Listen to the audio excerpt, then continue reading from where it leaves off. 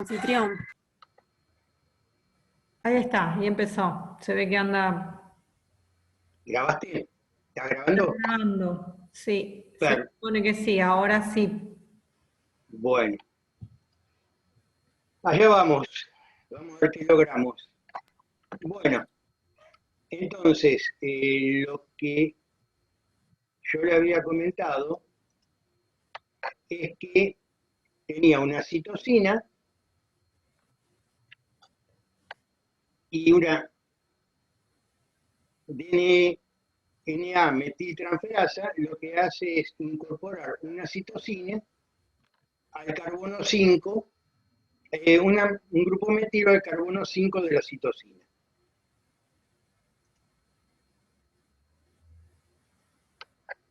Cuando uno tiene un determinado gen, esta zona promotora es la que tiene las islas CPG que pueden ser metiladas. Este es un gen, este es la región promotora, y acá en la región promotora tenemos las islas CPG que pueden ser metiladas.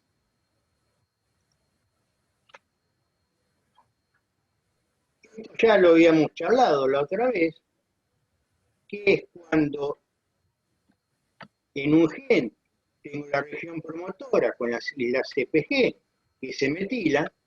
Esta metilación lo que produce es que se introduzcan grupos metilo a lo largo de toda la cromatina. ¿Se acuerdan que en las histonas se metilaban?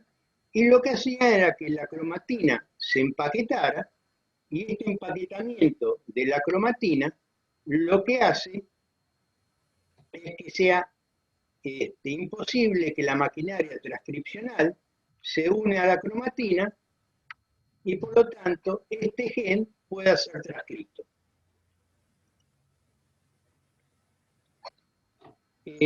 Una cosa que es importante, y esto es apuntando un poco a lo que preguntaba Florencia, es cómo me doy cuenta yo si ese silenciamiento génico está dado por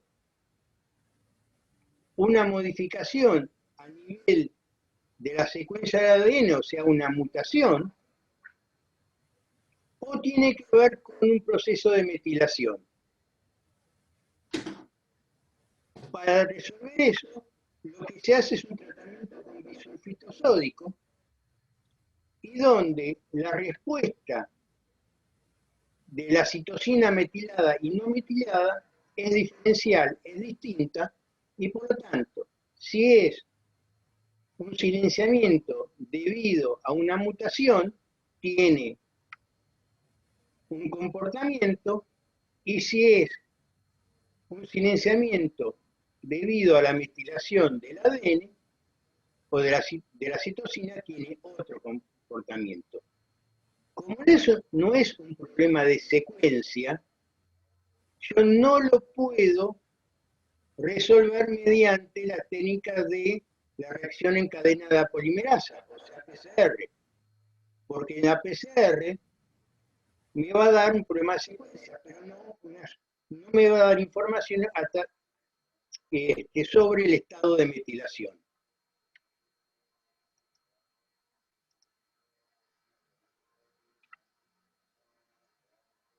Otra cosa que habíamos hablado hace un ratito es que estas metilaciones y estas activaciones o represiones del ADN muchas veces tienen que ver con señales ambientales que inducen la metilación, por ejemplo, de algunas histonas, y la metilación de estas histonas lo que hace es reprimir, y esto ya lo vimos, la expresión génica a través de HP1, M1, etc. O si hay desmetilaciones y acetilaciones, lo que hay es una activación porque esta cromatina se encuentra descondensada. Entonces, muchas veces los estados de activación o represión de la cromatina tienen que ver con señales ambientales, que son las que desencadenan los procesos de metilaciones y acetilaciones, o de metilaciones. Entonces, a medio tipo resumen, lo que podemos ver es que yo tengo una cromatina activada, acetilada, que sufre un proceso de desmetilación, o sea, pérdida de los grupos metilos del ADN, y esto produce una activación transcripcional. Por otro lado, una cromatina no activada o desacetilada induce una metilación del ADN, y esta metilación del ADN induce la inhibición transcripcional. Fíjense que acá tengo a nivel de la cromatina, a nivel del ADN y a nivel de la activación o inhibición de la actividad génica.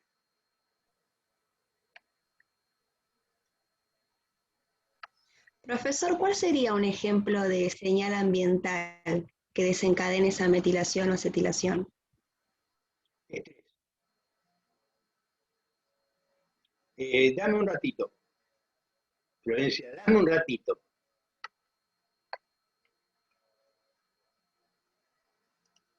Bueno.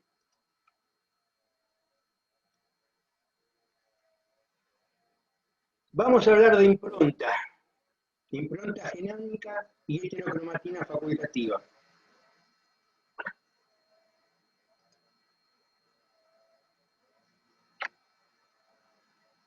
En general, y lo que nosotros mayormente sabemos, es que no existe una expresión diferencial de los genes dependiendo del sexo del individuo que los porta.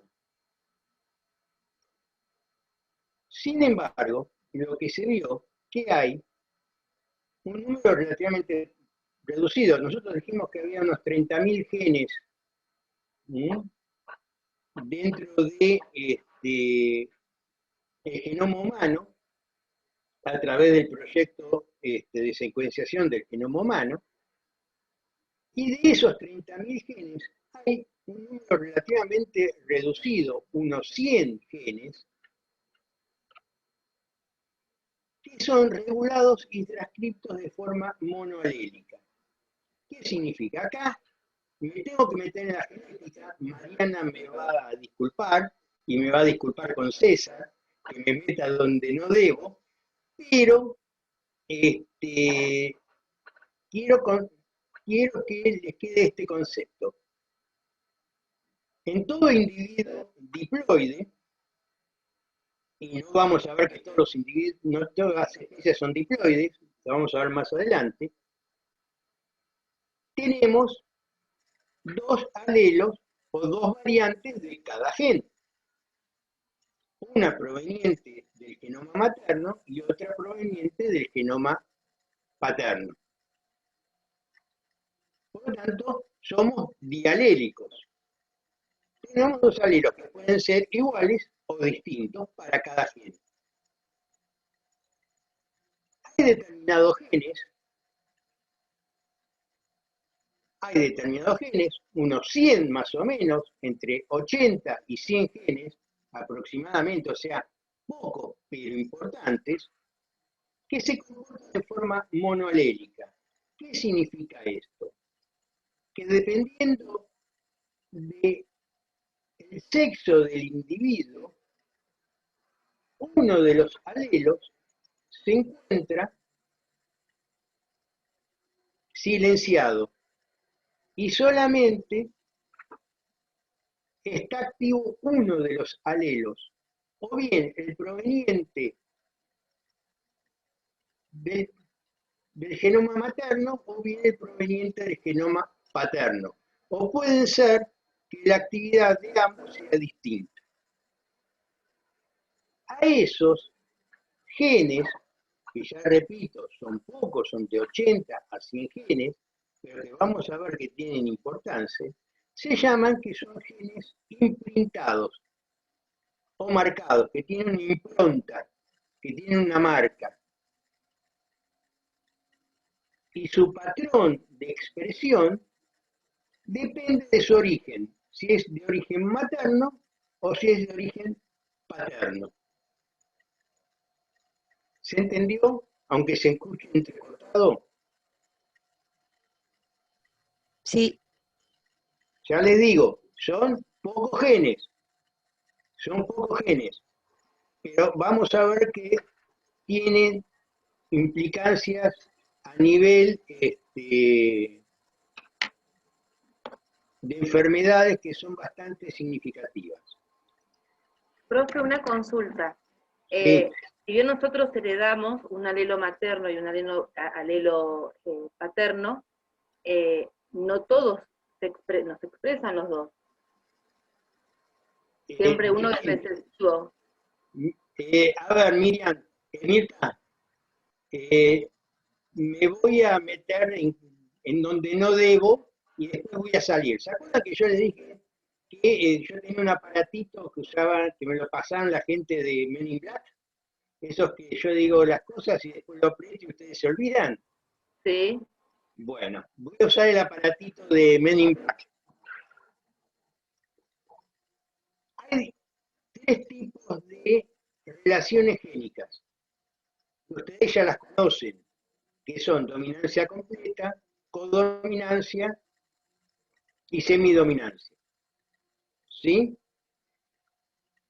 Cuando vos tenés dominancia completa, ¿se acuerdan que tengo un alelo dominante, un alelo recesivo, y el fenotipo del heterocigota es el fenotipo del alelo dominante? ¿Se acuerdan eso?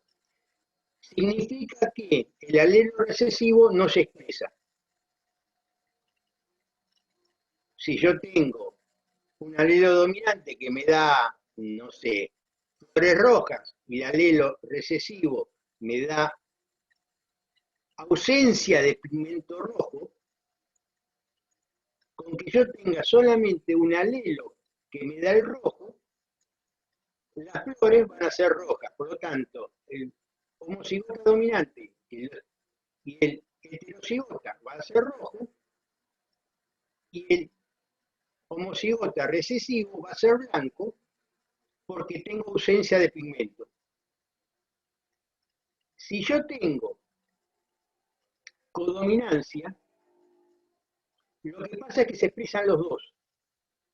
Entonces, si el alelo A me da color rojo y el alelo B me da color blanco, lo que voy a tener es el homocigota dominante, el homocigota A me va a dar flores rojas, el homocigota B me va a dar flores blancas, pero el heterocigota me va a dar flores rosadas. Y ahí se están expresando los dos genes. Entonces tenemos 2 tipos distintos de relaciones génicas, aléricas. Cuando hay dominancia completa, se expresa un gen, un alelo, perdón, y el otro no se expresa. Cuando hay codominancia, se expresan los 2 alelos, y los 2 alelos dan producto génico. ¿Está bien? Entonces, en algunos genes se necesitan los 2 alelos dan producto génico. En este caso, uno da un producto génico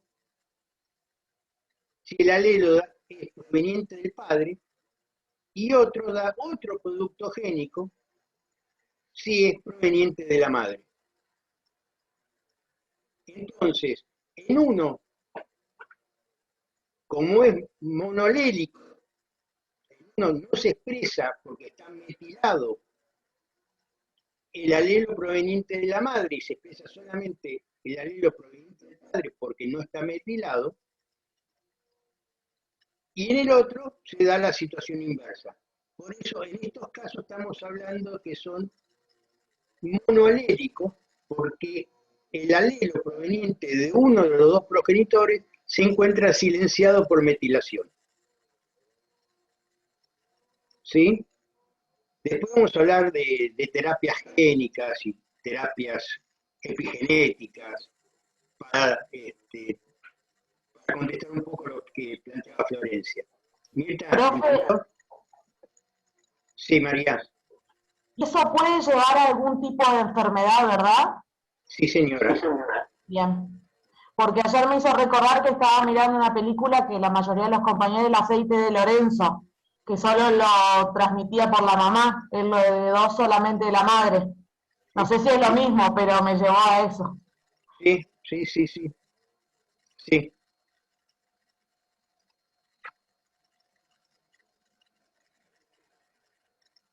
Bueno, ya apreté el aparatito y se olvidaron lo que dije. Hasta genética del cuatrimestre que viene se olvidaron totalmente lo que dije. Las consecuencias de estas cosas, bueno, la impronta entonces es un mecanismo muy conservado, en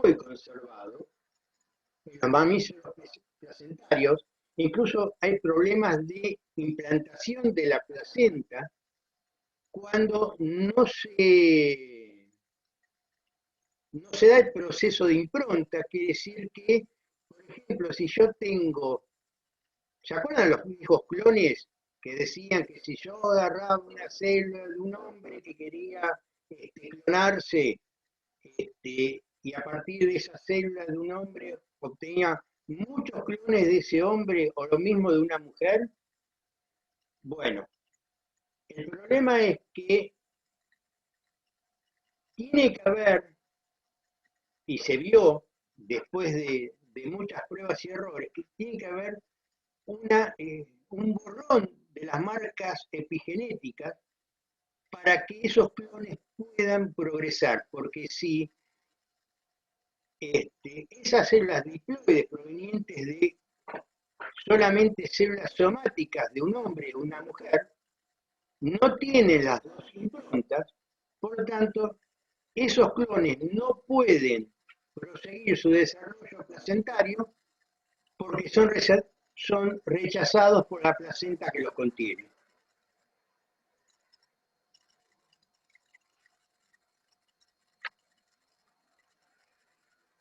Ya les comenté que en los genes con impronta, que son, ya les digo, entre 80 y 100 genes,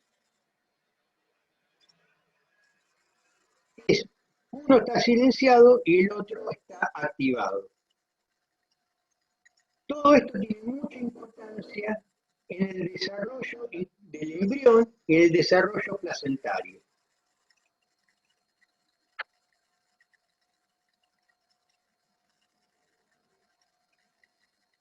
Esto ya lo hablé.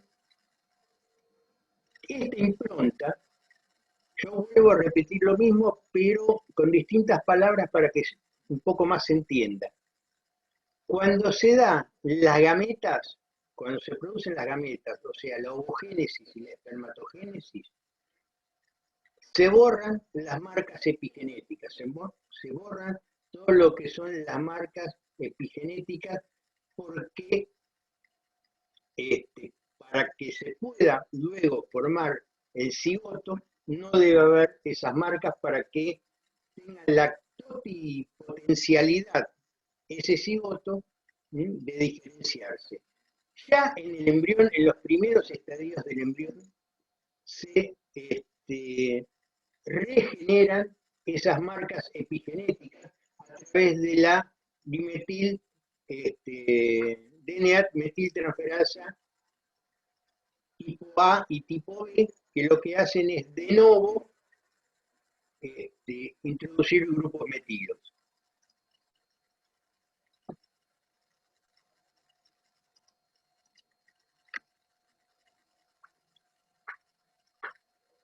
Lo que yo les comentaba, que después de la fertilización se produce una demetilación seguida de metilaciones de novo, y en el momento que se realiza la implantación. Los alelos improntados se encuentran protegidos de esta ola de demetilación y remetilación para mantener los efectos de la dosis génica. Lo que yo les comentaba, pero acá está escrito, que en las células germinales se tienen que resetear todo lo que son las improntas.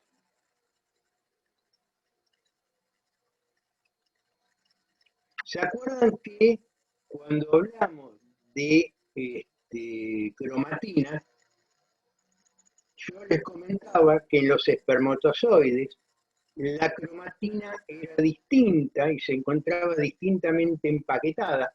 Creo que Mirta en algún momento me preguntó cómo era esto y yo le dije, esperame un poquito.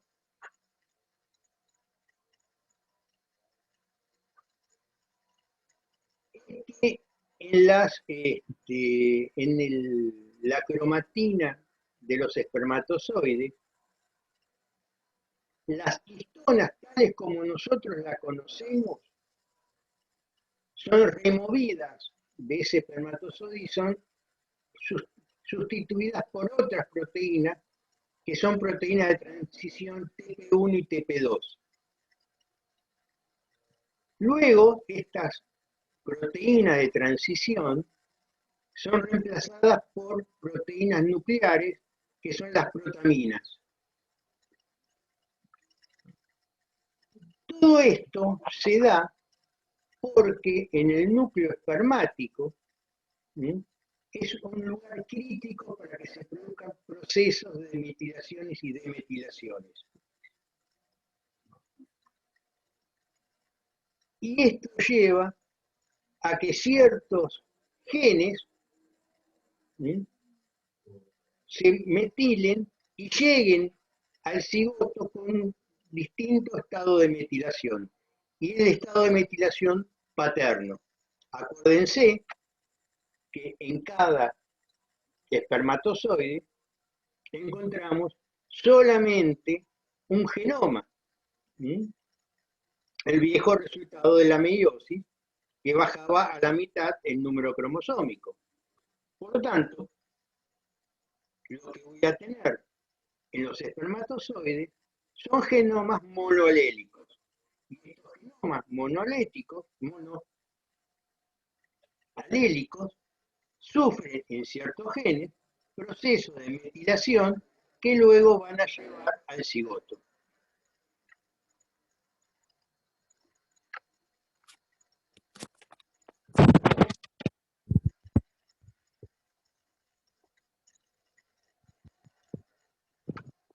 Fíjense que yo tengo el óvulo, tengo el espermatozoide, tengo para el mismo cromosoma distintos estados de metilación. Esto es en el cigoto. Dependiendo del lugar donde se forme el embrión, se van a producir distintos estados de activación y desactivación para que se produzca la diferenciación celular. Y esto, dependiendo si la célula somática y mantiene el estado de metilaciones y demetilaciones, o si la célula germinal donde se produce un reseteo de estas metilaciones, que luego vuelven a metilarse y demetilarse dependiendo si este cromosoma va a ser de origen paterno o va a ser de origen materno. Este cromosoma, que luego en el espermatozoide, siendo de origen materno, puede ir al espermatozoide y en la próxima generación ser de origen paterno, va a sufrir un proceso de desmetilación o metilación dependiendo su origen y va a tener la impronta paterna, aunque su origen primigénico haya sido materno. ¿Se entendió? Lo que yo quiero decir... No le entendí. ¿Podría Más o repetir menos, profesor. ver esta última pantalla. Perfecto. A eso estaba apuntando, que me dijeran no se entendió. Fíjense, yo tengo generación 1, ¿sí?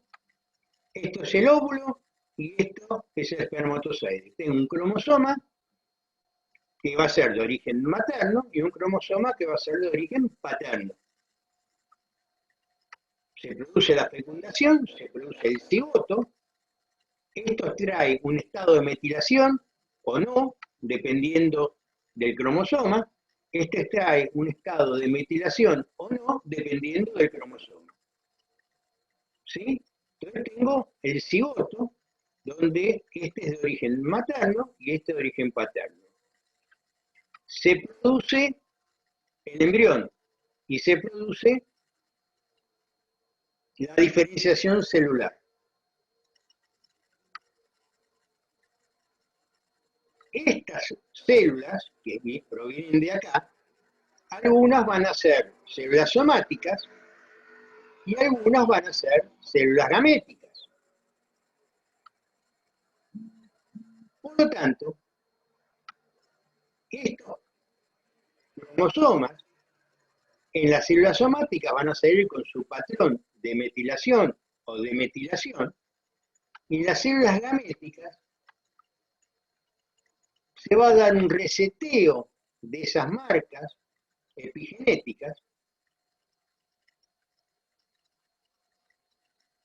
y lo que voy a tener es una ovocélula y un espermatozoide. Ahora, en este espermatozoide, voy a ir acá, este cromosoma, que va a ser paterno, puede tener un origen que haya sido en la generación anterior materno o en la generación posterior paterno.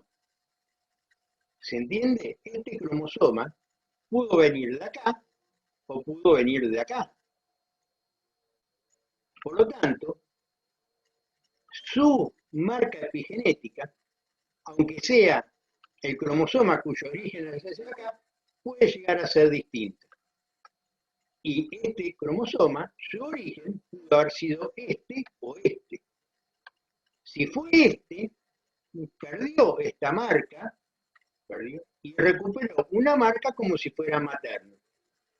¿Se entiende? Profe, cuando se conforma la célula germinal, usted dice que hay que resetearlo, ¿por qué Sí. se necesita, por qué sucede eso? Pensá en esto. Ujú, Yo tengo un cromosoma, ponele rojo, ujú, ¿sí? Que viene con una marca epigenética roja porque es materno. ¿Está bien? sí, Va a una célula germinal. Sufre en la célula germinal, hay meiosis y a cada huevo o cada espermatozoide va un cromosoma. Que puede ser el cromosoma materno o puede ser el cromosoma paterno. ujú. ¿Sí? Segregación independiente. ¿Se acuerdan de Sí, sí, eso? sí, sí, sí, sí. Perfecto. Entonces, como ahora va a tener, que si fue paterno, marca epigenética paterna, Ujú, si su origen fue materno, yo le tengo que borrar la marca epigenética materna para que pueda tener la marca epigenética paterna.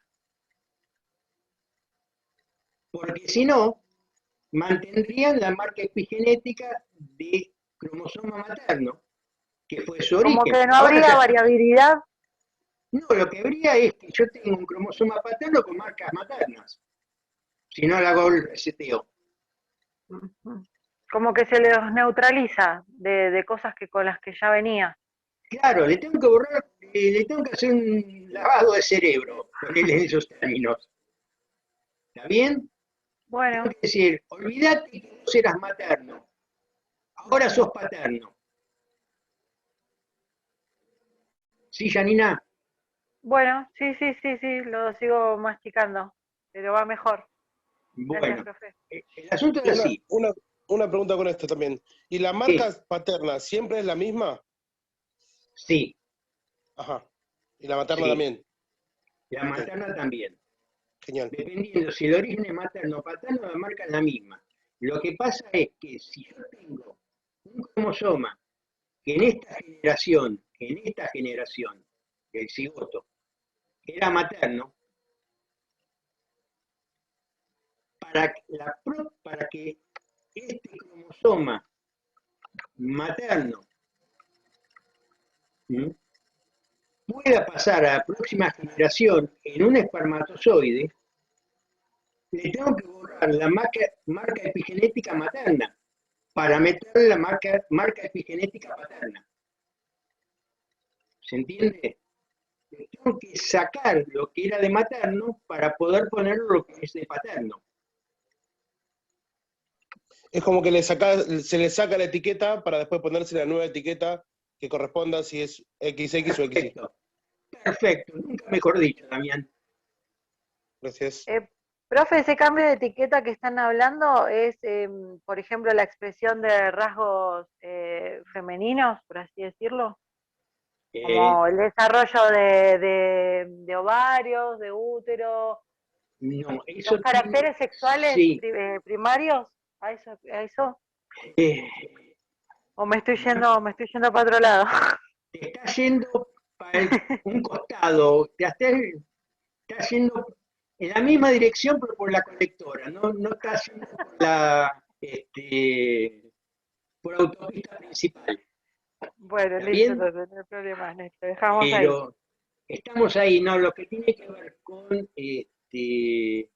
eso tiene que ver con lo que son la diferenciación sexual de los SRI. Dame un ratito, Yanira, lo que pasa es que vos sos muy ansiosa. Eso es verdad, pero hay algo, como no lo venía siguiendo bien, es como quería detenerme un poquito, pero no pasa nada, profe, muchas gracias. Dale. Sería como borrar la información y volver a escribir. Exacto, Oh. exacto. Pero eso sucede dependiendo de si ese cromosoma materno va a un óvulo o a un espermatozoide. Exactamente. No, primero se borra todo. En las gametas, ustedes saben, son todos y todas son profesores de biología, saben desarrollo de un mamífero, saben que ciertas células, y eso lo vamos a ver después, son células somáticas que van a dar conjunto del organismo, y hay dentro de la diferenciación celular, células que son gaméticas, que van a dar los óvulos y el espermatozoide. ¿Sí? Esas células gaméticas que después van a dar los óvulos y espermatozoides son las que borran la marca epigenética. Claro. Pero eso es al azar, indistintamente de que después vayan a formar óvulos y espermatozoides. Después, dependiendo del sexo del individuo, van a dar óvulos o espermatozoides. Claro. Pero ahí se tiene que borrar todo. Claro. ¿Está bien, Leonor? Sí, sí. Son las células somáticas. Profe, ¿y esto tiene relación con la partenogénesis? ¿O estoy mezclando? Está mezclando.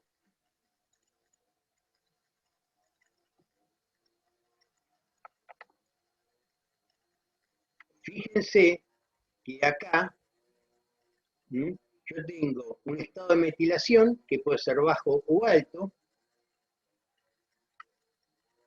En las células germinales primordiales, el estado de metilación es alto.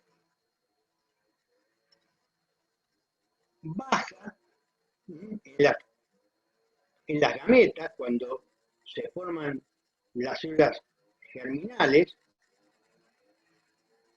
y luego, después de la fecundación, vuelve a ser alto.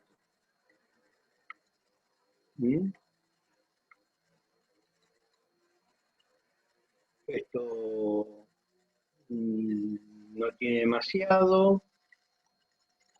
A ver, estoy viendo si... No, estos son estados de metilación y desmetilación. Fíjense que en estos ratones yo tengo impronta materna y paterna. Esto queda en los genes improntados. Y en el cigoto, estos genes improntados pierden las metilaciones, se mantienen las células somáticas y se pierden las células gaméticas. Es lo que estuvimos hablando.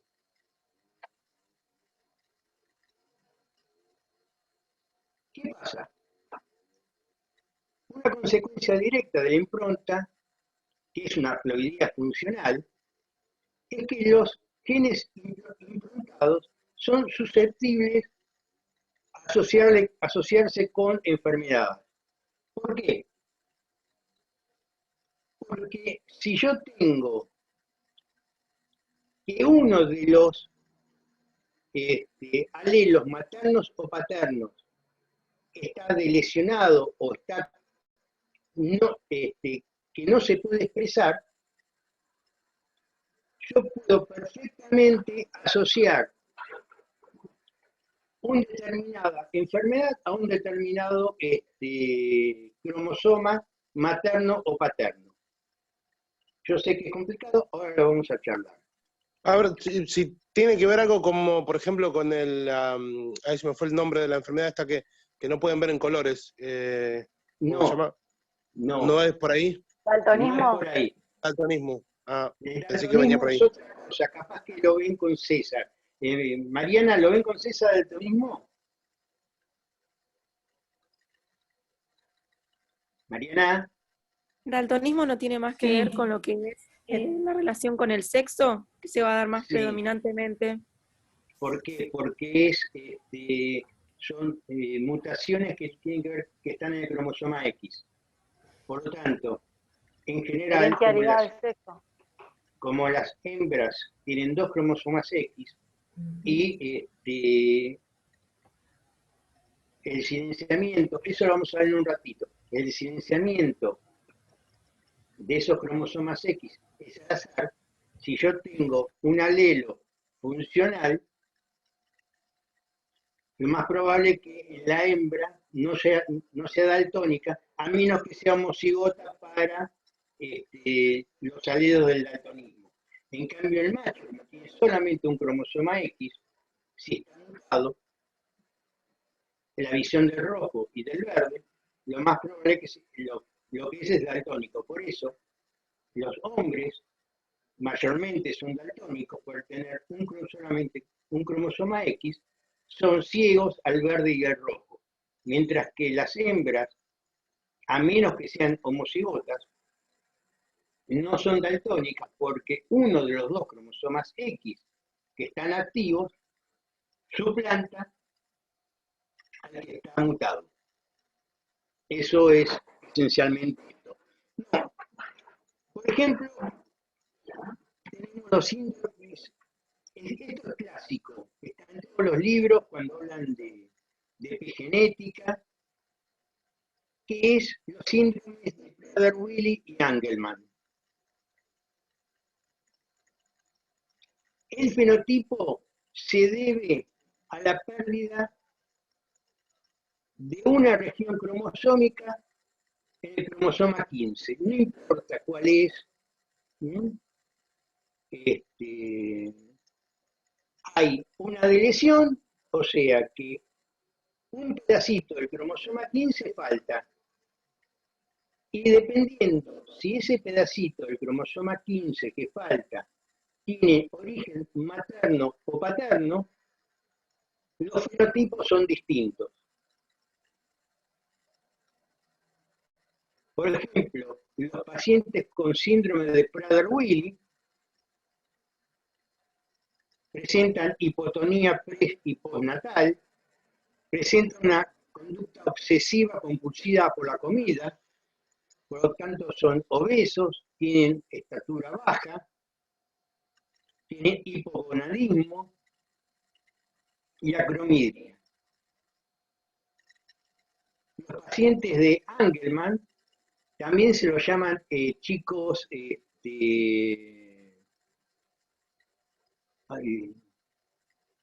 con unos movimientos muy compulsivos,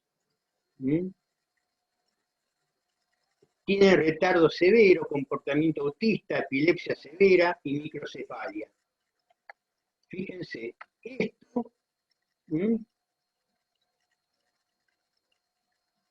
es Prader-Willi y esto es Angelman. En este caso, la deleción es del cromosoma paterno y entonces solamente se expresa el alelo materno. En este caso, la deleción es del cromosoma materno y solamente se expresa el cromosoma paterno. Y fíjense, en este caso es lo que veíamos, que los estados de metilación de uno y otro son distintos y se necesitan los dos cromosomas para que el individuo sea normal. También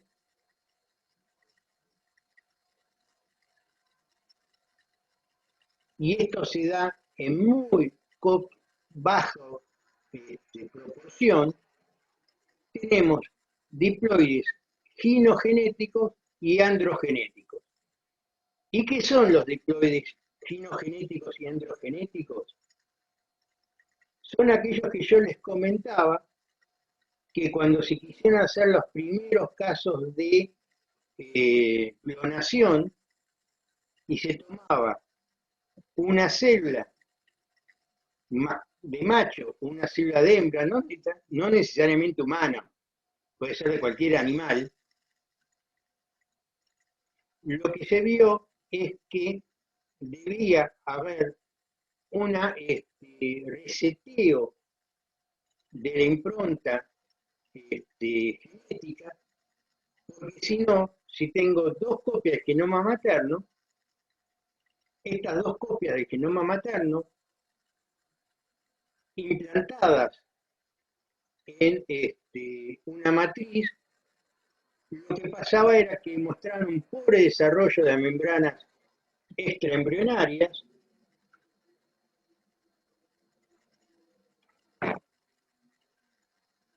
sacovitelino, trofoblasto, aunque los embriones inicialmente eran relativamente normales, pero que no llegaban a término. Los diploides androgenéticos, quiere decir que tienen dos copias del genoma paterno, tenían un desarrollo normal de las membranas extraembrionarias, aunque las estructuras embrionarias eran anormales. Y ambas condiciones son letales, es decir, no llegaban a término.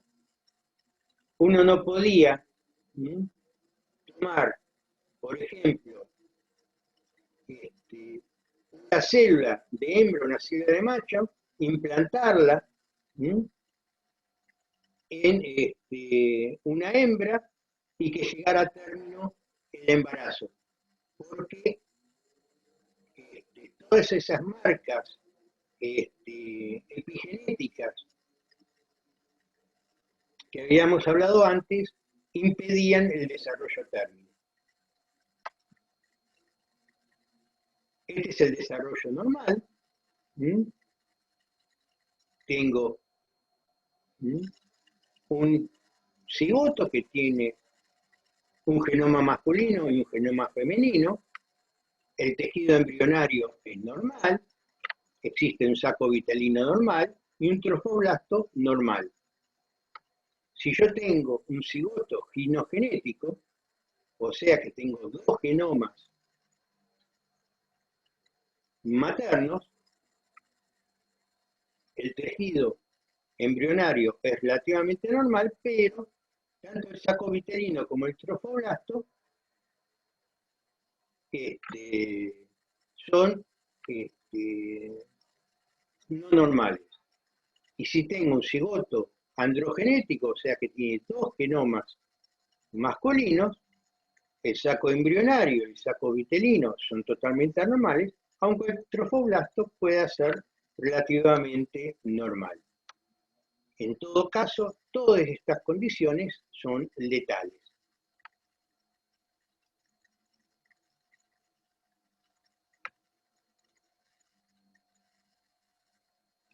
Lo que se vio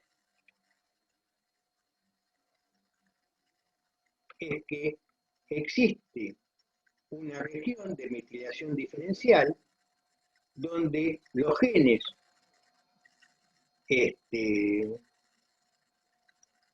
metilados son diferenciales. Existen dos genes, el IF2, que codifica para un factor de crecimiento fecal, y el H19, que es un ARN no codificante. Los dos genes están separados por 90 kilobases y son regulados por impronta genómica. Es decir, que uno de los dos alelos tiene que estar metilado para que el desarrollo sea normal.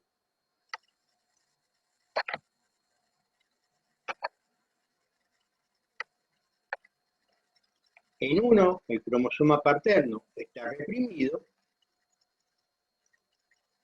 y en el cromosoma materno, la ausencia de metilación permite que actúe el gen. Esto no tiene demasiada importancia porque es genética, pero es solamente para que ustedes lo tengan, para ver cómo actúa a nivel embrionario la metilación diferencial. Si no hay metilación diferencial de cromosomas maternos y paternos, sucede esto y por lo tanto no hay complementariedad de los genomas materno y paterno para que pueda proseguir el desarrollo embrionario. Esto no lo voy a decir, es solamente si está demetilado, prosigue, y si está metilado, no prosigue.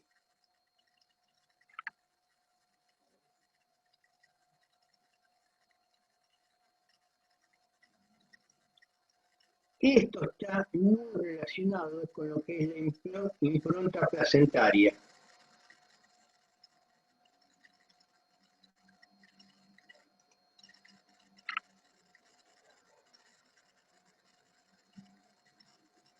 Esto, la impronta placentaria, es que las distintas metilaciones que traen los machos y la hembra hacen que se comportan el embrión a nivel placentario de distinta manera.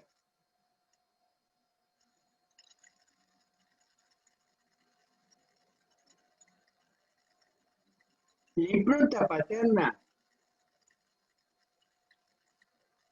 hace que la impronta tienda a favorecer la talla de la descendencia sin considerar las fuentes maternas, y la impronta materna responde a la demanda fetal de nutrientes sin comprometer embarazos futuros. Por lo tanto, de este modo, al tener las dos improntas, se produce un crecimiento normal como un resultado del balance entre las estrategias opuestas basadas en la expresión monadélica de la placenta, debido a que los genes maternos actúan como supresores del crecimiento, mientras que los paternos promueven el crecimiento. Acá me voy a meter un poco en la inactivación del cromosoma X. Perdonen un segundo.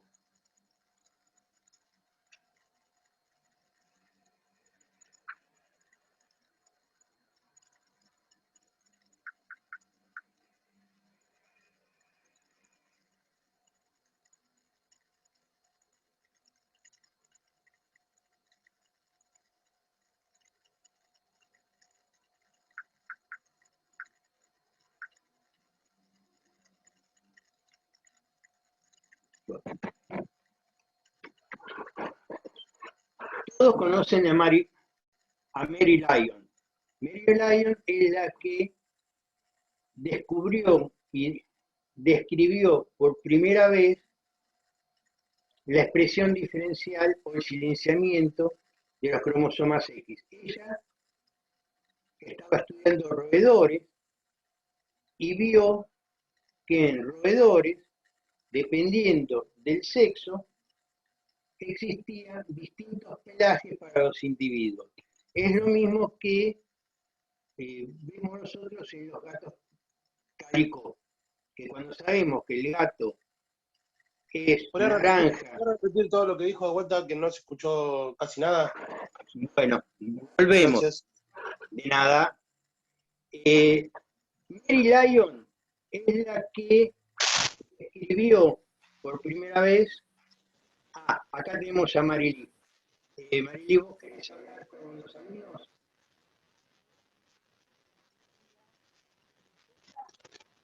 No te escuchamos, Marily. Betty. Buen día. Betty está silenciada. Buen día. Te volviste a silenciar. Ahora sí. Ahora sí. Buen día. ¿Cómo estás, Eduardo? ¿Cómo están todos? Temas de micrófono bien. Vos sabés que mientras estaba entrando te escuchaba vos entrecortado.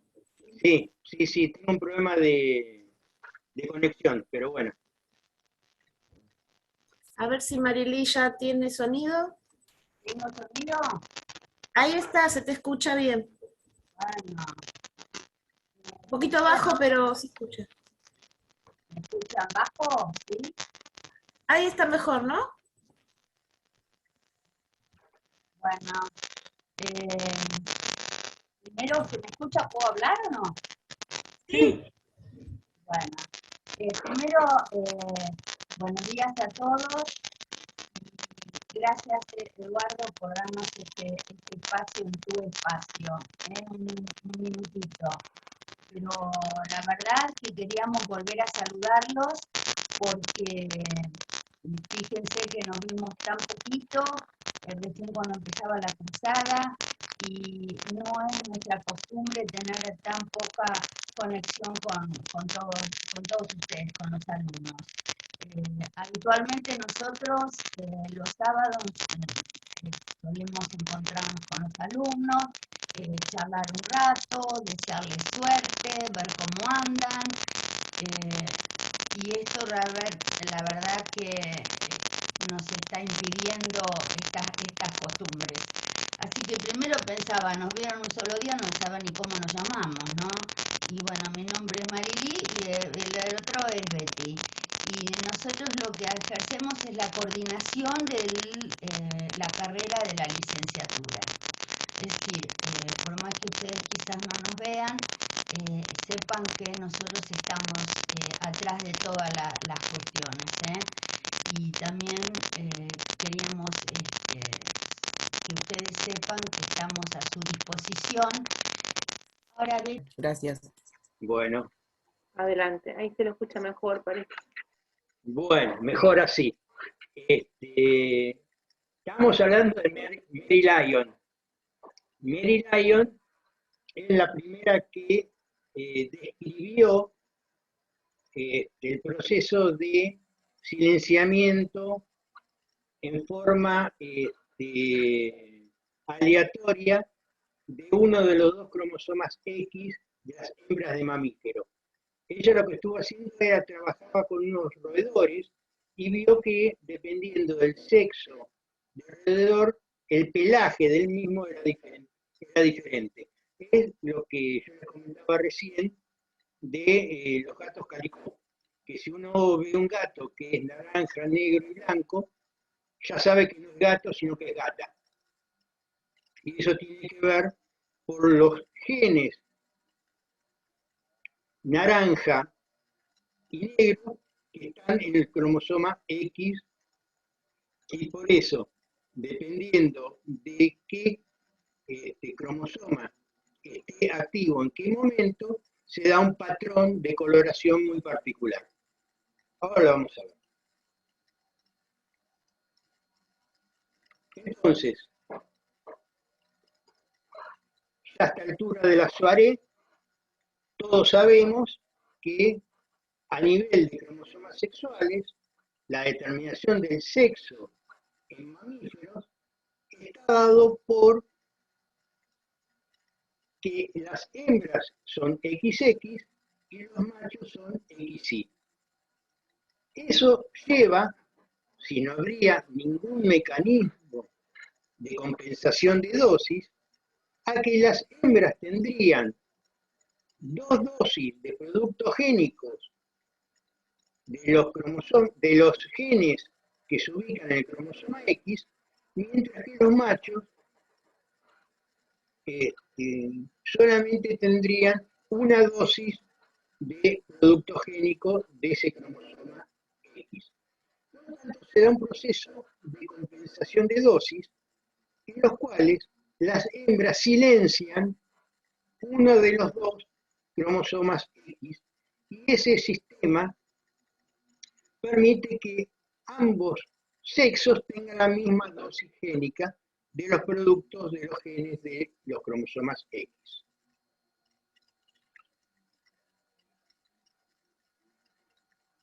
Este es un caso típico de proceso epigenético que está dado a nivel de desarrollo embrionario y que involucra el silenciamiento de uno de los 2 cromosomas X de las hembras de mamíferos.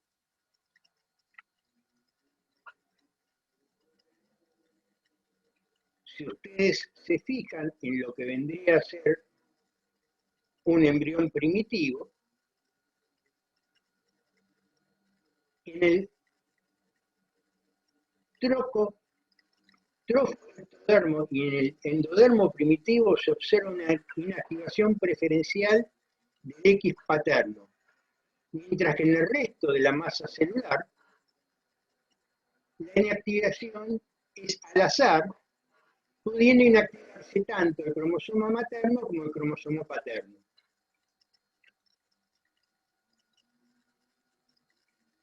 También el cromosoma X del macho se inactiva en la meiosis masculina. Y ese silenciamiento en la meiosis masculina, que es algo que ustedes normalmente no saben, perdura hasta la fertilización. Existe un gen que se llama X-IST, o sea,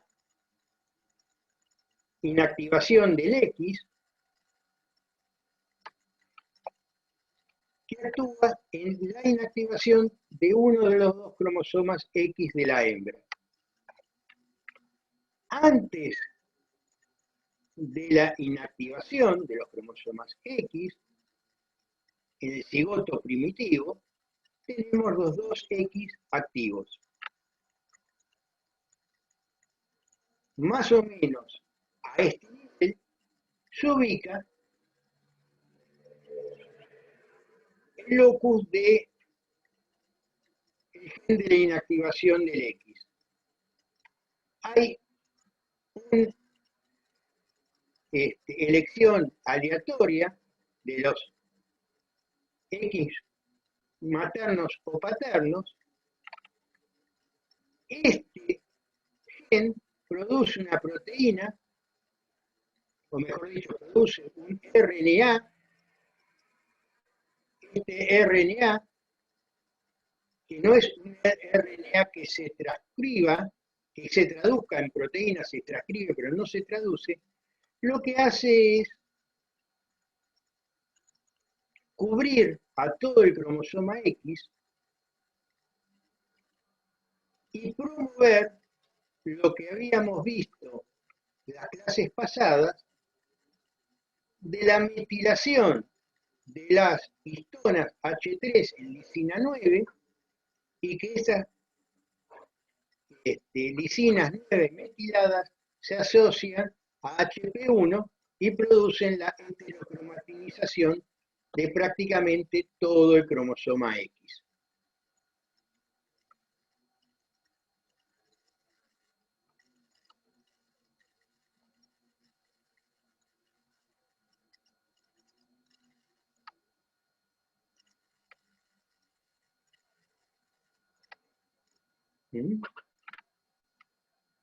Estos son RNA de interferencia, pero no importa eso.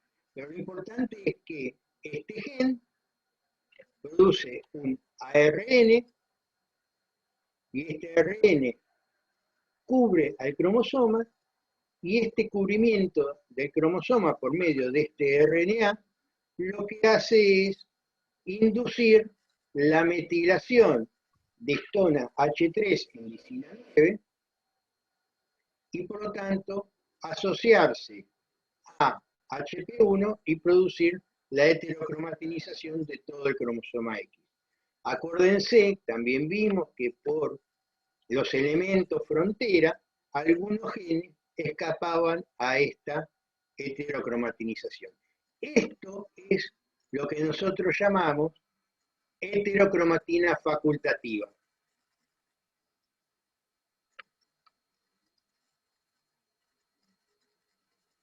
El proceso de heterocromatinización del cromosoma X requiere de 5 pasos.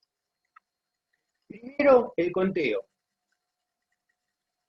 ¿Qué significa el conteo? Que ustedes saben que se van a heterocromatinizar todos los X menos 1. Quiere decir que si yo tengo un individuo XY, solamente se va a, mejor dicho, no se va a heterocromatinizar ninguno. Si yo tengo un individuo XXY, por ejemplo, un Klinefelter, uno de los cromosomas X de ese fenotipo masculino va a estar heterocromatinizado. Si yo tengo una hembra normal, XX, se va a heterocromatinizar uno. Si yo tengo un fenotipo femenino X0, o sea, un síndrome de Turner, no se va a heterocromatinizar ninguno, aunque el fenotipo sea femenino. Quiere decir que lo primero que hay es un conteo de los cromosomas X que hay en cada célula autosómica para que se dé la heterocromatinización de todos los cromosomas X menos 1.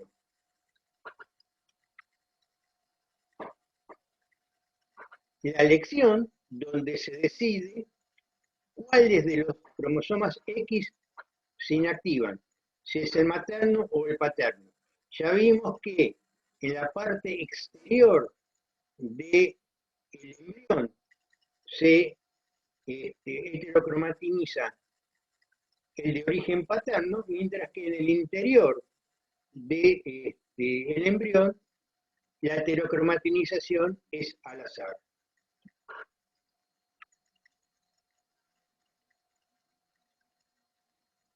El proceso de iniciación está controlado por el locus que vimos recién, que es el centro de inactivación del X, el SIX, el cual produce esos ARN no codificantes, al cual le siguen las modificaciones epigenéticas que estuvimos viendo antes. Esas marcas epigenéticas se mantienen las mismas en todas las líneas celulares. Por lo tanto, todas las células que fueron originadas por una célula cuyo X inactivado era el masculino, o el proveniente del padre, mantienen ese mismo silenciamiento, mientras que todas las células que fueron originadas por una célula cuyo X silenciado era el materno, mantienen ese silenciamiento. Por lo tanto, lo que vamos a tener son distintos clones o líneas celulares dentro del organismo de la hembra. ¿Cómo se visualiza eso? Bueno, en células somáticas comunes vemos el corpúsculo de Barr. Estos son células somáticas de macho sin corpúsculo de Barr, y estas son células somáticas de hembra con corpúsculo de Barr. Fíjense que el X heterocromatinizado se ubica en la periferia del núcleo. También en las células de los neutrófilos encontramos lo que se llama el palillo de tambor. Fíjense, estos son glóbulos rojos anucleados, estas por acá son las plaquetas, las chiquitas, y estas son los glóbulos blancos. En los glóbulos blancos de las hembras encontramos una saliente del núcleo que se llama palillo de tambor, donde uno puede saber si la muestra de sangre que obtuvo es de una hembra o de un macho, por la presencia del palillo de tambor. ¿Palillo de qué, profesor? No sé entender. De tambor. Palillo de tambor. Tambor, bueno. Tambor. ¿Ves que parece un palito de tambor que tiene una parte larga y una parte redondeada en la punta? Como si fuera de la batería. Sí, sí. No sé si se llega a apreciar acá.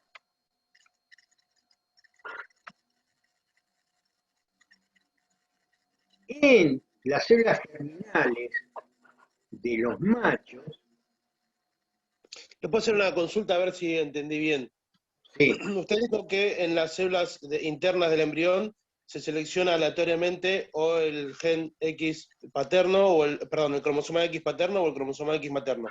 Exacto. Y que eso se mantiene después en las mitosis sucesivas en el organismo. Ahora, Exacto. entonces, dentro del cuerpo de un organismo hay linajes celulares que tienen el X paterno silenciado y otros linajes celulares que tienen el X materno silenciado. Exactamente. Bien. Entonces, tenemos diferentes tejidos donde tenemos los diferentes X silenciados. Exactamente. Bien, genial. Gracias. Por eso, lo que se dice que las hembras tienen un proceso de mosaicismo. Es como si fueran mosaicos con distintos tejidos o linajes celulares de distintos colores. Por eso tenemos las hembras en los gatos, porque como el alelo o los genes para el alelo de color del pelaje negro o naranja está en el cromosoma X,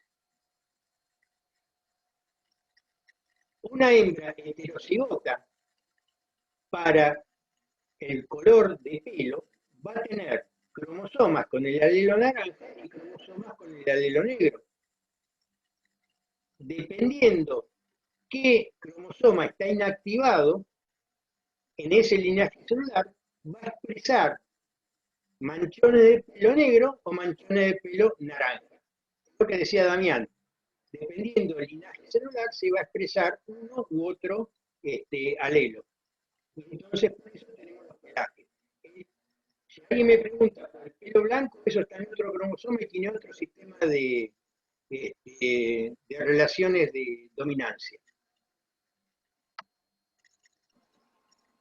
Esa activación y esa desactivación ya se da a nivel embrionario. Después ya cuando se desarrolla ese organismo, las células, si tienen silenciadas un determinado X, todo el organismo completo, todas las células del cuerpo van a tener silenciado ese mismo X.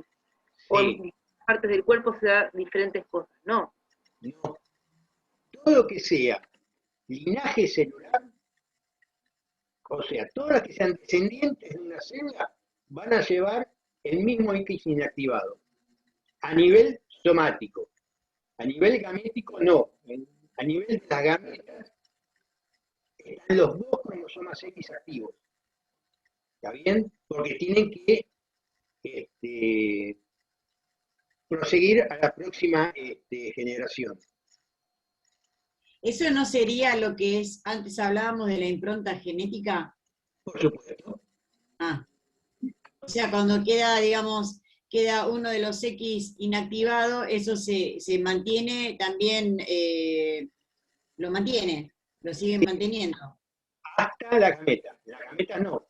En la gameta se pierde eso porque en la gameta tienen que estar los dos activos para la próxima generación. Claro, pero ahí cuando justamente en las gametas es cuando se cambia y es como que se resetean de vuelta los Exacto.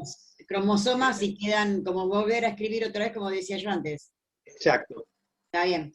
Ahora sí. Entonces, ahora, una pregunta más, perdón que te interrumpa. Sí. La impronta genética que estaba hablando recién la compañera, ¿no tiene nada que ver en la selección de cuál cromosoma se silencia? No. ¿No? No, ¿Es totalmente al azar? Sí, porque acordate que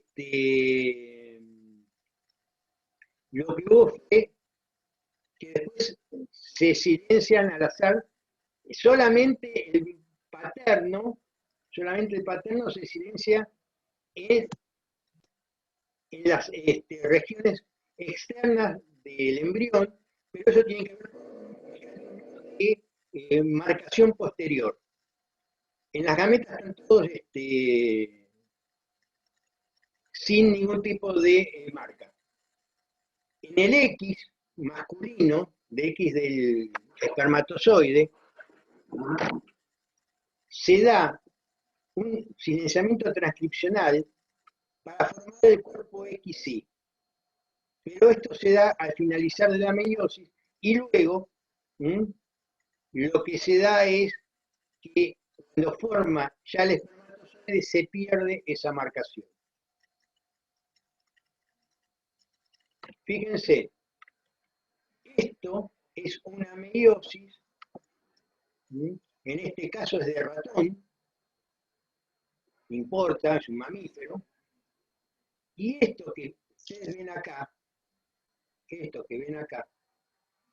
es el cuerpo XY. Este, más largo, más grande, es el cromosoma X, y este más chiquito, lo ven acá, es el cromosoma Y.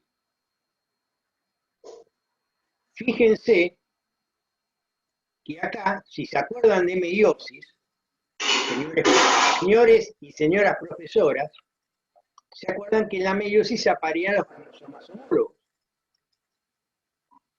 En una hembra tenemos todos cromosomas homólogos, incluso tenemos dos cromosomas X, que son homólogos entre sí, y formarían el par XX.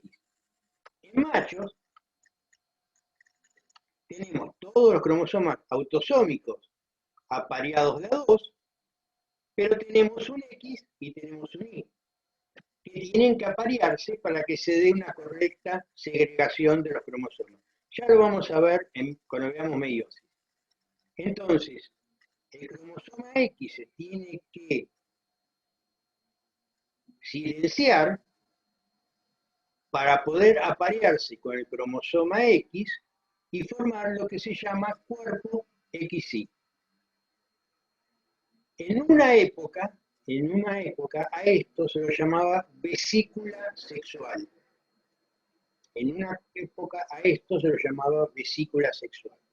Pero, como no ¿puede tiene... repetir eso que dijo, por favor? Que no llegué a entender.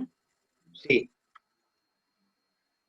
Para que en todos los cromosomas somáticos tenés cromosomas homólogos, uno proveniente del padre y uno proveniente de la madre. En hembras tenés todos cromosomas homólogos, porque incluso tenés dos cromosomas X. Por lo tanto, los cromosomas X se pegan entre sí porque son homólogos. En macho tenés solamente un cromosoma X y solamente un cromosoma Y, que teóricamente no podrían aparearse porque son distintos. Lo que pasa es que existe una zona de apareamiento entre el X y el Y, que es lo que se llama región pseudoautosómica, que lo vamos a ver cuando veamos cromosomas sexuales, que en la región pseudoautosómica tienen los mismos genes, el cromosoma X y el cromosoma Y, y por lo tanto se pueden aparear. A este, que se lo llama cuerpo XY, porque tiene al cromosoma X y al cromosoma Y, anteriormente se lo llamaba vesícula sexual. Vesícula sexual. Pero se dejó de llamar vesícula sexual porque cualquier vesícula tiene membrana. Y esto no tiene membrana. Entonces dejó de llamársele vesícula sexual para llamárselo cuerpo XY. ¿Ven? Esto son espermatozoides. Esto que se ve acá, esto es una meiosis masculina, y estas dos cositas azules que se ven acá son espermatozoides. Esto es un cigotene de ratón.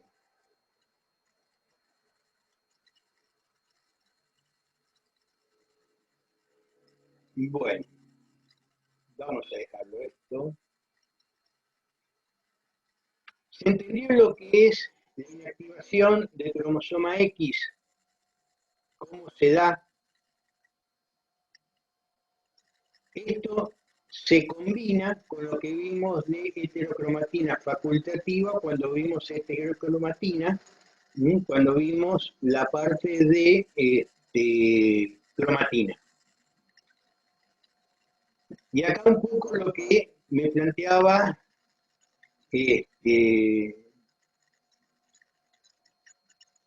sobre cuál sería las consecuencias epigenéticas sobre las enfermedades. Normalmente, y ya queda poquito los libero, normalmente uno tenía un concepto tradicional de lo que era el pasaje de información genética. Nosotros teníamos que el ADN constituía el material de la información y que el dogma central de la biología molecular era ADN, el ADN se transcribía a ARN y el ARN se transcribía a proteína. Eso es lo que se llamó el dogma central de la biología molecular. Y que cualquier cambio en la expresión génica se debía a mutaciones y que estas mutaciones eran o bien seleccionadas positivamente o negativamente por la selección natural, y por lo tanto la evolución se basaba en que aquellos individuos que portaban ciertas mutaciones que fueron seleccionadas positivamente iban a dejar mayor descendencia que aquellos individuos que portaran mutaciones que no fueran seleccionadas positivamente, y por lo tanto, a nivel del tiempo se iban cambiando las frecuencias génicas y genotípicas, y con ello cambiaban las especies, evolucionaban, etc. Ahora bien, también se decía que solo los caracteres con una base genética son aquellos que son hereditarios. Y que Lamarck estaba totalmente equivocado, que la jirafa no salía de un ciervo que había estirado el cogote para comer ramas cada vez más altas, porque los caracteres adquiridos durante la vida del organismo en respuesta al ambiente no persistían. Esto era un dogma que teníamos asumido y que decía que solamente aquellos cambios en el ADN eran los que eran heredados y eran los que se pasaban de una generación a otra y que eran el motor de la evolución. ¿Cuál es el nuevo paradigma? El nuevo paradigma dice que la expresión génica está bajo influencia de proteínas especializadas conocidas como proteínas reguladoras, y que la unión y la liberación de las proteínas reguladoras está controlada por señales ambientales. Y por lo tanto, toma preponderancia la acción del ambiente sobre la expresión génica y que se establecería el siguiente flujo de información. Medio ambiente, proteína reguladora, estas proteínas reguladoras que se llaman factores de transcripción, tienen nombre. Estos factores de transcripción actúan a nivel del ADN, modulando la expresión del ADN. Este ADN da lugar por transcripción a un ARN y este ARN da lugar por traducción a una proteína.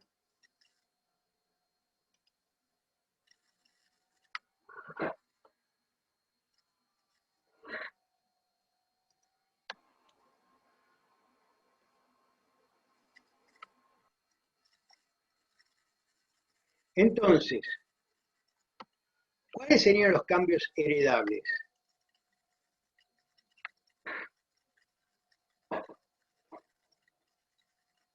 Se vio que el ambiente intrauterino, la alimentación materna, los ritmos circadianos, las señales nutricionales, los factores psicosociales, los hábitos, los estilos de vida y el conjunto de estímulos ambientales son aspectos que modifican la expresión génica a través de la epigenética y que muchas veces pueden ser transmitidos a la descendencia o incluso a terceras generaciones. Vamos a ver dos cosas de estas, como dos o tres cosas para ejemplificar. Y ustedes me dirán, ¿y cómo te das cuenta? Una cosa que se utiliza para este tipo de análisis son las modificaciones que sufren gemelos monocigóticos. Ustedes saben que los gemelos monocigóticos tienen el mismo genoma. Por lo tanto, si yo puedo estudiar los cambios que han sufrido a nivel de su tiempo de vida dos gemelos monocigóticos, puedo inferir que esas modificaciones, esos cambios, no son productos de su genoma, sino que son productos de cambios epigenéticos que ha sufrido ese individuo según su historia de vida. Profe, una consulta. Dijo que el ambiente impacta a nivel embrionario en esos genes, pero en el caso de los gemelos ya nacieron. Sí, pero según su estilo de vida, también pueden tener, una cosa es, cambios que se da a nivel materno, vamos a verlo. Por ejemplo, te voy contando, Mirta, que vamos a ver más adelante. Se ha estudiado que madres que, por ejemplo, han sufrido grandes hambrunas durante la Primera y la Segunda Guerra Mundial, han engendrado chicos obesos, porque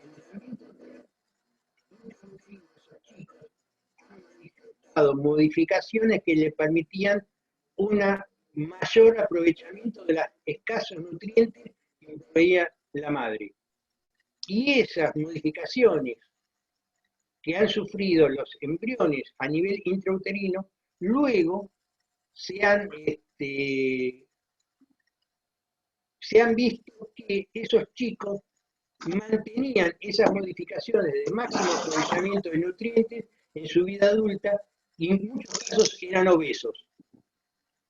No me quedó, no llega a entender, es decir, la mujer que está sufriendo la hambruna, ¿la sufrió antes de quedar embarazada o durante el embarazo? Durante el embarazo. Ah, y entonces afectó a ese embrión en la panza de la mamá. Exacto. Ese embrión sufrió modificaciones epigenéticas para maximizar el aprovechamiento. Alguien está con el micrófono prendido. Maximizar el aprovechamiento de los escasos nutrientes que proveía la madre a nivel intrauterino. Y luego esas modificaciones prosiguieron en su estado adulto. Quiere decir que si la madre sufrió hambruna antes de quedar embarazada, luego esa situación se ve modificada, se alimenta mejor y queda embarazada, el embrión no sufre. Exacto, exacto. Exacto. Bien, tiene que ser embarazada. Digamos que sí. Digamos que el embrión tiene que modificarse su comportamiento para poder aprovechar las cosas de la madre. En consecuencia, el hombre puede sufrir situaciones ambientales y no va a transmitir entonces eso a la descendencia. Dependiendo que si lo transmite o no, quizás no esto, pero sí otras cosas. Quizás no esto, pero sí otras cosas. Porque el hombre, por ahora, no queda embarazado.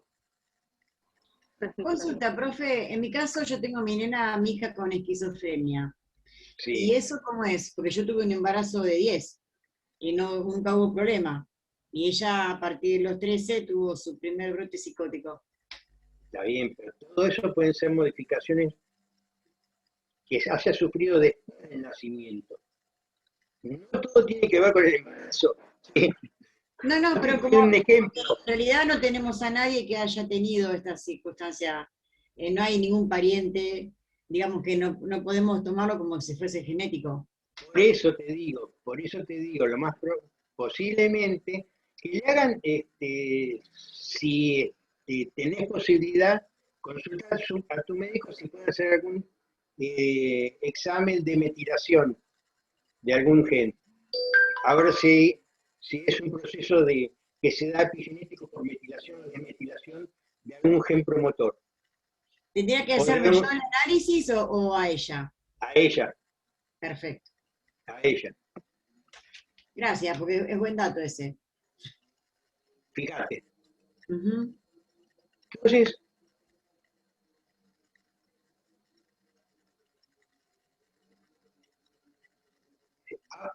ahora hablamos de lo que se llama epigenoma. El epigenoma es el genoma que puede sufrir variaciones epigenéticas que se encuentra estable, pero dinámica para responder a estímulos ambientales.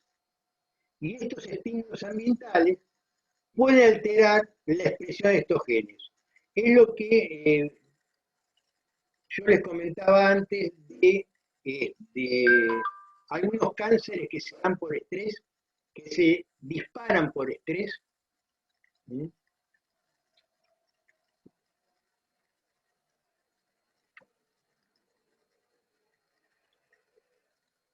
Estos cambios en la expresión génica los podemos denominar epimutaciones. Y estas epimutaciones, que no son mutaciones a nivel de secuencia, sino que son a nivel de expresión génica, ojo, pueden conducir a un cambio en el funcionamiento celular y pueden llegar a producir enfermedades neoplásicas. Era lo que yo les comentaba sobre el disparo de ciertos cánceres.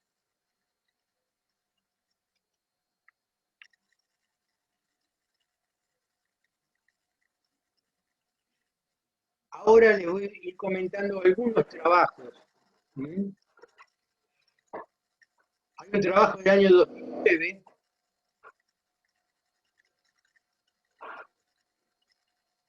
donde se vio que variaciones a nivel del desarrollo temprano, a nivel embrionario, pueden alterar las marcas epigenéticas y esos cambios a nivel epigenético pueden llevar a cambios en el comportamiento celular. Fíjense, esto es lo que yo les comentaba, dos hermanas gemelas, se estudió el cromosoma 17 a los 3 años, y fíjense que prácticamente no tienen diferencias entre los cromosomas de una hermana y los cromosomas de la otra hermana. Después de 50 años y de historia de vida, fíjense que las marcas epigenéticas en ambos cromosomas de cada hermana son distintos. Y estas modificaciones que tienen que ver con la historia de vida de estas hermanas llevan a variaciones a nivel fenotípico. No a nivel genotípico, a nivel fenotípico.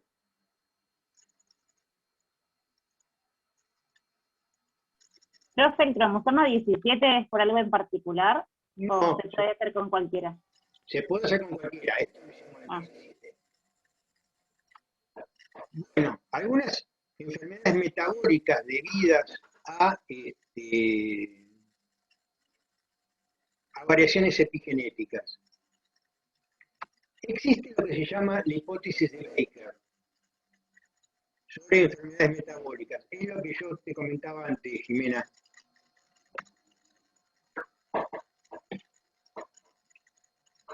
Se vio que la malnutrición materna durante el embarazo se ha relacionado con la restricción del crecimiento intrauterino, es decir, el feto no logra su potencial de crecimiento y su peso estimado por ecografía está por debajo del percentil para la edad gestacional. Se vio que estudios epidemiológicos han vinculado a esta restricción del crecimiento intrauterino con enfermedades del adulto.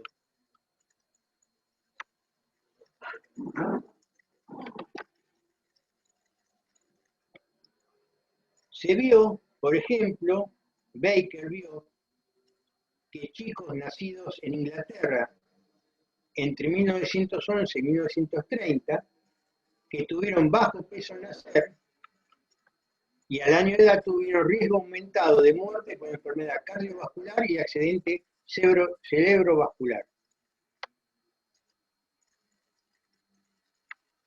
Otros estudios epidemiológicos en Holanda revelaron que la malnutrición materna está asociada con reducción en el peso al nacer y con aumento en la incidencia de obesidad, resistencia a la insulina, hipertensión y enfermedad arterial coronaria en la adultez. Se presume, y eso es lo que yo les comentaba recién, que este fenómeno de malnutrición materna llevaría a una malnutrición fetal y esta última generaría una programación fetal. O sea que el feto se prepara para adaptarse a un medio donde hay carencias nutricionales, conduciendo a un fenotipo ahorrador que posteriormente se ve expuesto a una ingesta de alimentos, alto consumo de grasa y poco gasto de energía, a lo que finalmente conduce a desórdenes metabólicos y enfermedades del adulto como obesidad, diabetes, mellitus tipo 2, hipertensión arterial, síndrome metabólico y enfermedad cardiovascular. Es decir, que esta malnutrición embrionaria lleva a que los embriones, después en su vida adulta, mantengan una conducta de alto consumo y alto mantenimiento de energía que lleva a estos tipos de desorden cuando la nutrición ya es la normal.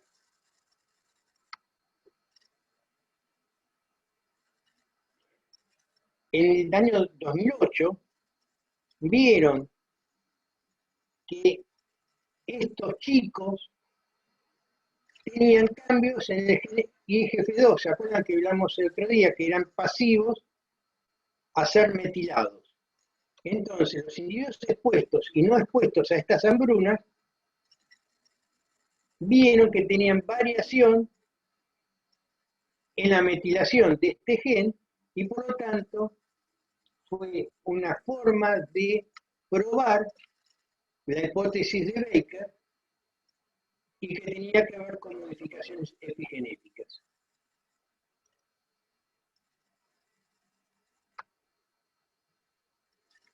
Haciendo un resumen de la hipótesis de Baker, si hay déficit nutricional materno y suficiencia placentaria, por lo tanto hay desnutrición fetal, esta desnutrición fetal lleva a cambios en metabolismo hepático, cambios estructurales en el corazón, vasos y riñón, cambios en el páncreas y músculos, cambios en el hipotálamo, y todo esto que se da a nivel fetal, en el adulto, lleva a hipertensión, obesidad, resistencia a la insulina y síndrome metabólico.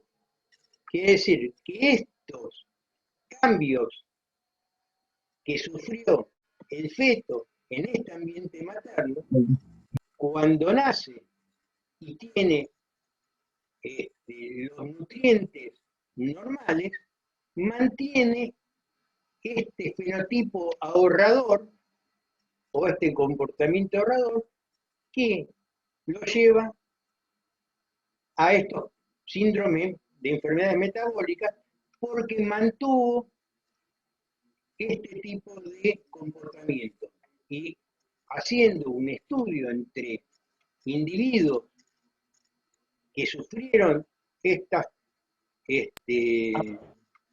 cosas y los que no sufrieron, la diferencia hay en metilaciones de ese gen que habíamos visto.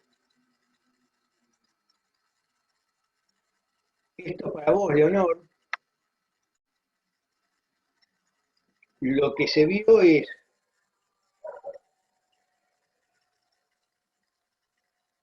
muchas veces estudiando gemelos monocigóticos, o sea que tienen el mismo genoma, se vio que uno de los hermanos puede manifestar una enfermedad de origen genético, esquizofrenia, trastornos bipolares, etc., mientras que el otro no. Es más, cuanto más vieja la pareja de estudio de gemelos, más diferencias se dan. Por eso te digo, Leonor, que habla con tu médico a ver si existe para estos casos algún tipo de estudio epigenético. Ah, está bien. Claro. Sí, sí. Sí, sí, gracias, profe.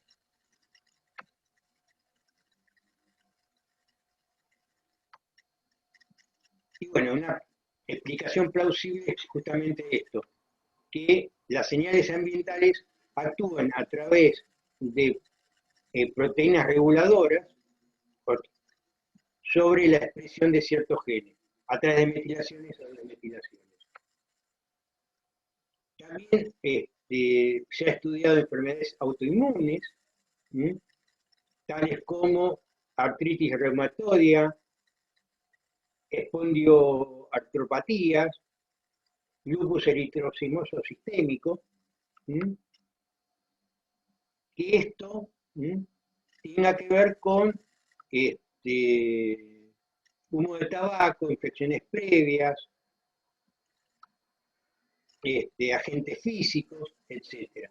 Es decir, que la exposición a estos condiciones ambientales no promuevan mutaciones, sino que lo que lleven son a cambios epigenéticos, como respuesta a la exposición a estos agentes físicos. Bueno.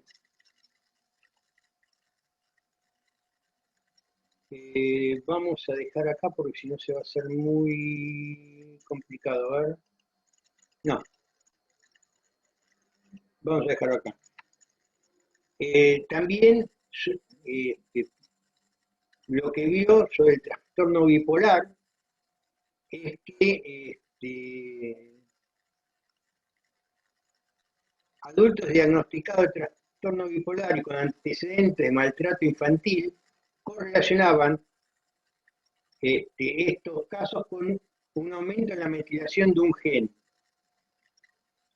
Cuanto mayor era el número de eventos traumáticos en la infancia y la gravedad de los maltratos, mayor era el porcentaje de metilación de este gen.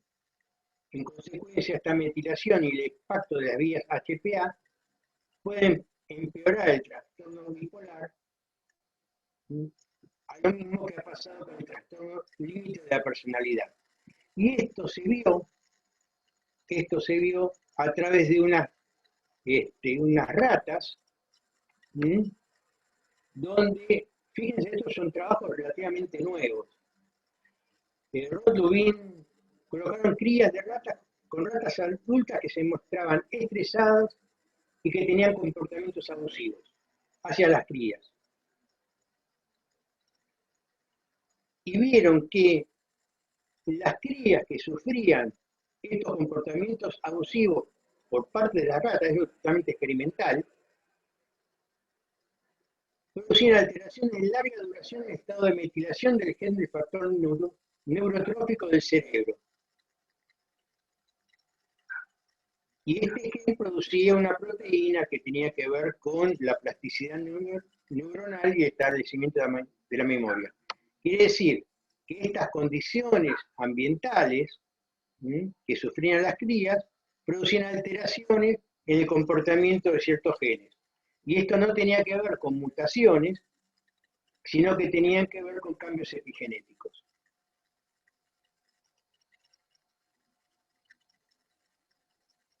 Esto es totalmente especulativo. Lo que se trata de ver es si existe o podría existir una terapia epigenética, es decir, modificar el estado de metilación de ciertos genes para producir cambios en la expresión de los mismos.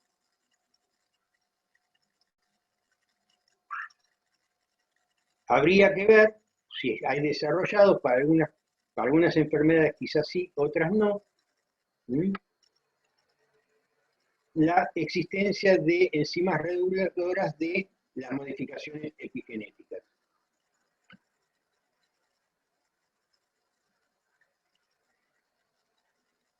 Esto es la ataxia de Friedrich, que está dado por repeticiones GTA.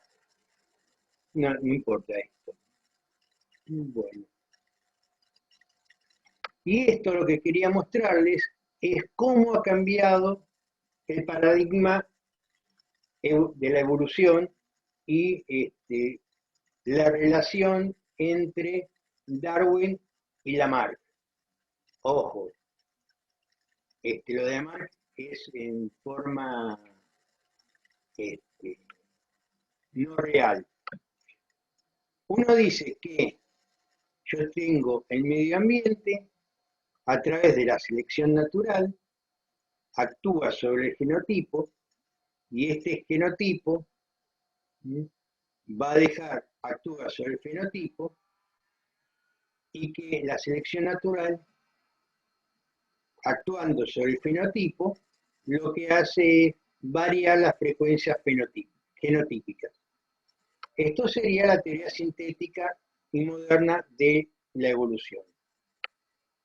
Lo que se sabe también es que el medio ambiente, a partir de modificaciones epigenéticas, puede actuar sobre el fenotipo y que este fenotipo, en su descendencia, puede transmitir estas variaciones epigenéticas a la descendencia, y esto sería una especie de evolución lamarckiana.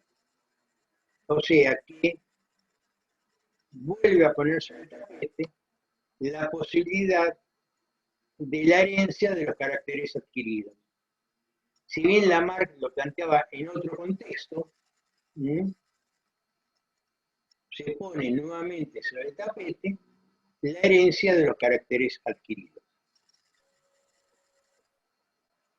Bueno, después de una clase un tanto accidentada, espero que la hayan